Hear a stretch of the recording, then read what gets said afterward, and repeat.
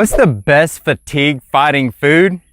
Well, how about if I told you it was grass-fed beef?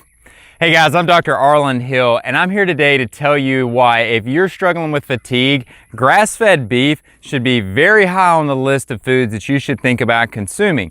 Now, right up at the top of the list, you're probably going to be thinking about B12 as being a consideration in this. B12 is pretty heavily found in meat sources, especially red meat like these guys. But one of the things that I want to share with you about this is that there's a lot of difference between providing a grass source for these cows in terms of how that affects the B12, because what many people may not realize is that the B12 produced by the cows, or that you find in cows, is not actually produced by the cow. It's actually produced by the bacteria in the cow's rumen. Now, the reason that's important is because the better the nourishment of the grass, the more grass is a part of their diet. It should really be their diet exclusively. That is actually providing the meshwork, the framework to allow those bacteria to function at a much higher level. So a cow that is fed grass for its lifetime is going to have bacteria that produces a lot higher amount of B12 as well as other nutrients, including B vitamins, as compared to an animal that's fed corn or other grains. Now, that's just one reason you would want to consume it. These animals are also, this ground is really high in minerals as well. So one of the things that we really strive to do is put a lot of attention towards the ground. So we think about taking minerals in for us as humans supplementally a lot of times. Well, we try to nourish these guys supplementally with minerals as well, but we want the minerals in the grass. We want the nutrients to be pulled up from the soil, and that means putting special attention to the grass, which we'll talk about in a future video of what that actually looks like. But there's a couple of minerals to me that come to mind. So right off the bat, one of the things that I see clinically in my practice are iron deficiency anemias. A lot of times this is related to gut infections. It can be related to simply not consuming enough protein in the diet, or it may be related to not having adequate amounts of acid in the stomach to help take that iron off the foods that you're eating. Now, one of the rich sources is going to be red meat. It's what we call a heme meat, meaning that there is that red component to it.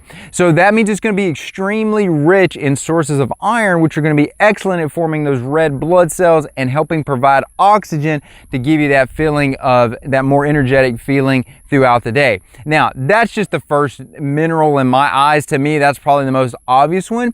I'm going to give you two other ones though that are really heavy in these guys' diet that can make a world of difference. You're going to find these in good grass-fed sources of beef, and they can make a real difference in terms of your overall energy. So the first one is going to be selenium.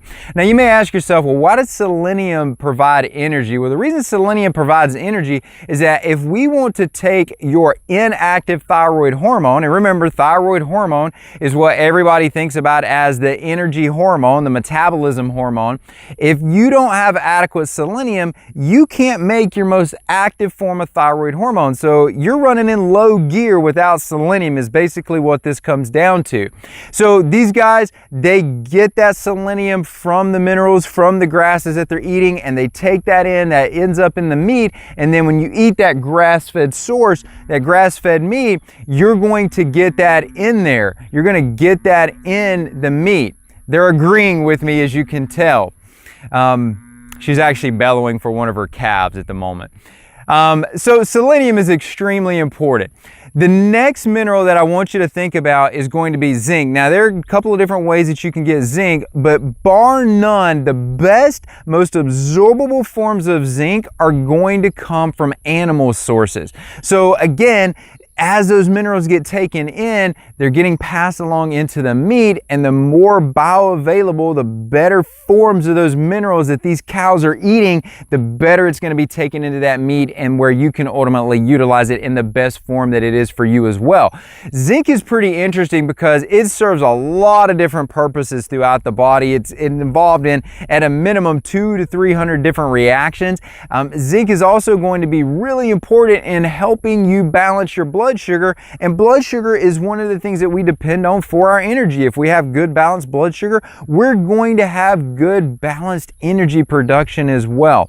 So listen, if you're struggling with fatigue, I'm not saying you have to have a diet of grass-fed beef, but what I am saying to you is that you should put grass-fed meat on your rotation. And in terms of balancing whether or not do I consume beef, conventionally raised beef that's finished out at a feedlot, or do I consume grass-fed beef like you see here behind us, the answer to me is clear. You have to consume that grass-fed beef, because otherwise you're just not getting the nutrients in that beef could be supplying that ultimately could help you beat your fatigue.